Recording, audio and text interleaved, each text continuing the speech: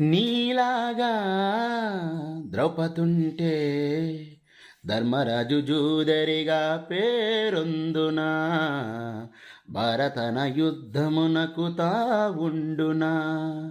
లోపమంటూ లేనివాడు లోకమందు ఉండబోడు ఏ ఒక్కడు, తప్పు దిద్దుకున్నవాడే ఆ దేవుడు.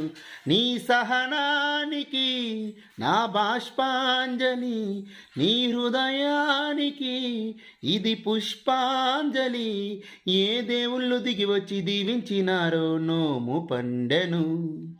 కొండ కోన పాలైన సీతమ్మ మదిలోన కోపమేల రాలేదు రామయ్య పైన.